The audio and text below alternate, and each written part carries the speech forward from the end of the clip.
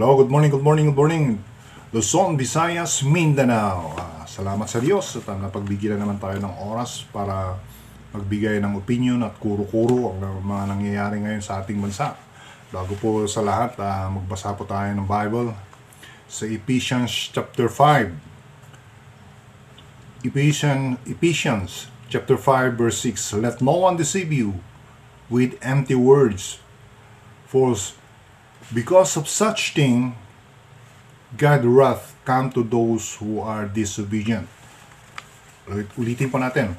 Let no one deceive you with empty words, for because of such thing, God's wrath come to those who are disobedient. At saka sa Matthew chapter 25 verse 13. Sabi po doon, lagi po tayong handa.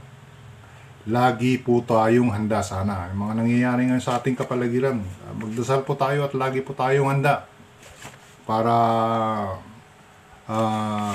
makita natin at yung mga nangyayari ngayon sa ating bansa at hindi natin alam mga dumadating. Kaya sa Matthew chapter 25 verse 13 sabi po doon, lagi po tayong handa sa lahat ng bagay, lahat ng panahon. At salamat po sa Diyos. At ito, may kwan po tayo ngayon, sa isa po tayong topic ngayon na sinusulong ng isang senador. Ang pangalan niya ay si Mr. B.A. at saka sa isang mayor, Mr. B.M. Mr. B.M. Ito po ay mayor na nag-resign sa ICI. Tanong nyo na lang po kung sa bubuit natin kung sino to. At saka isang senador na nagsusulong po ng itong sinusulong nila ay itong blockchain technology, digital computerized, para wala daw kawala ang mga tao. Ito pong hindi po nila alam, ang palagi pong sinasabi ay yung maganda lang, pero yung at the black side, the backside, itong sinasabi nila, sinusulong nilang blockchain technology ay hindi nila alam sa the backside.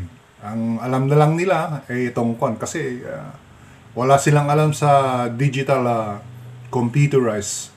At may nagsabing na sa atin, nag-research tayo at itong tao na to sa US ay isang computer engineer na wala daw walang kwenta. At ito, pinagpipilit itong senador at saka sa mayor na itong blockchain technology para makita daw kung wala tayong tinatago, ba't tayo hindi susunod. At hindi nila alam yung at the backside may kahihitnan, may mga consequence. At hindi nila alam kung sinong may-ari nito. Hindi nila alam kung sinong nagpapatakbo nito. At itong mayor, sabi niya, yung mga bata pa to, mga bata, present yung mga bata daw kasi silang nakakaalam. Alam niyo po, yung itong before the pandemic, andun po tayo bisita po tayo sa Baguio at nakita po natin kasi may mga sinusundan tayong mga Chinese na mga hacker at sinusundan po natin at hindi namin mahuli-huli ito at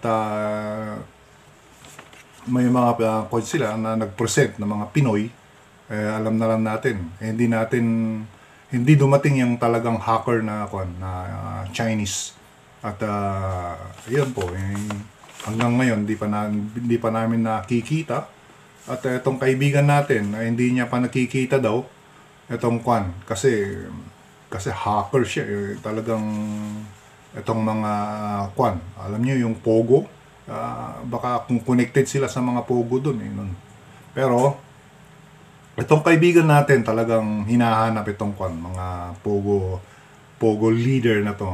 Hindi namin mahanap-hanap at di niya daw mahanap-hanap kaya hindi na nagpakita kasi sinusundan at talagang gustong huliin ay talagang matinik, sabi niya ng ating bubuit. At ito po, sinusulong nila itong blockchain technology, itong isang senador at itong isang mayor na urgent bill daw, sabi ng itong senador. At hindi ang kagustuhan nila ay ang alam na lang nila ay yung kagandahan ng itong blockchain technology na to na digital computerized, para hindi daw sabi nila pag ulitin natin, sabi nila pag wala kang tinatago, bakit hindi ka susunod? At hindi nila alam itong mayor at saka senador na to sa at the backside yung mga consequence ng bakit sino, hindi nila alam. Kasi international, nag-research tayo, itong international computer engineer na nagsabi nito at nag-research din, sabi niya wala daw hindi daw kampante siya sa kasi computerized nga, maraming hacker diyan, hack yung mga pera mo, yung mga identity mo as a tao, hindi safe yung dahil po dito sa blockchain technology, hindi safe yung pera mo, yung katauhan mo, hindi safe. Ito po yung at yung natin, yung sinasabi nila na at sa atin ay sinasabi ng ating kaibigan anong motive nitong blockchain technology at saka yung nila, yung aim nila, anong aim nila, yung mga bakit nila sinusulong itong blockchain technology na to. At ang pagkaalam natin, overhaul yung pagkaalam natin, itong blockchain technology parang ganito. Hindi na parang, kasi hahawakan ka sa leeg. Wala kang kawala. Alam natin to, itong kaibigan natin, tilawagan natin, itong computer engineer na to. Sabi niya, pag sumapi ka dito, ay parang binenta mo na yung kaluluwa sa mga mga namumuna ng blockchain technology na to. Alam naman natin atong nagsusulong na to ng blockchain technology ay mga satanist at saka demonic, kasi they are preparing talaga in Revelation.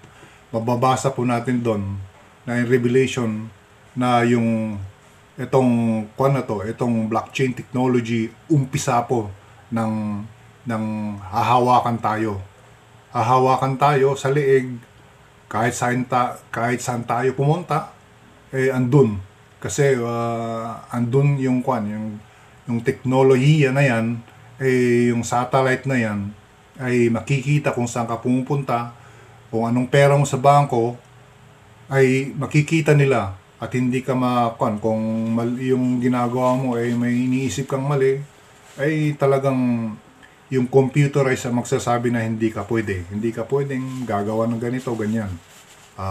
Yan po ang hawak-hawak ka sa leeg. At i-expose po natin to the next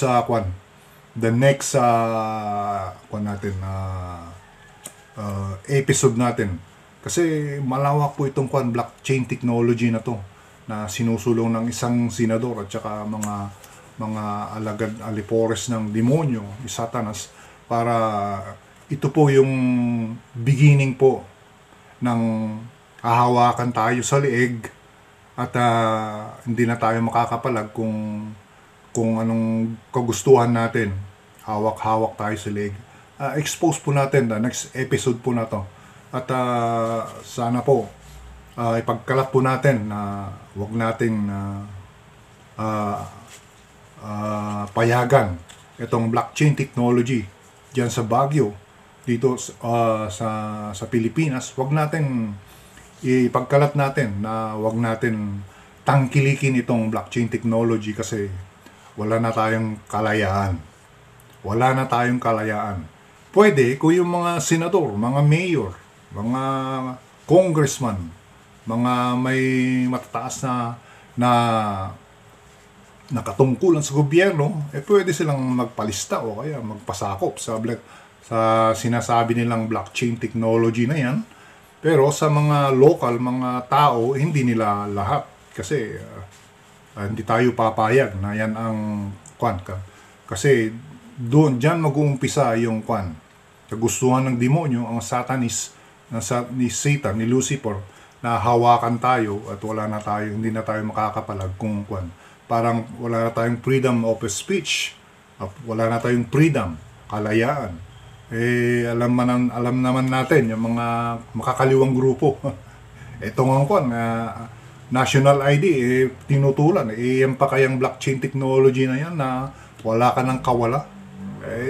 Mga mayor at saka senador, tanungin nyo yung kwan, yung mga leftist na mga yan, kung gusto nila mga yan. Alam naman natin na isang salita mo lang yan putata ka, wala ka, hindi ka na makaka second chance sa kanila. Yan po, expose po natin. At the next episode po natin, malayo po natin itong kwan na to. Blockchain technology na to na hindi natin payagan sa ating bansa na makapunta sa atin. Salamat po. Natin yung next episode natin, i-expose natin kung anong ginagawa, yung mga anong motibo nila at yung aim ng itong blockchain technology. Salamat po.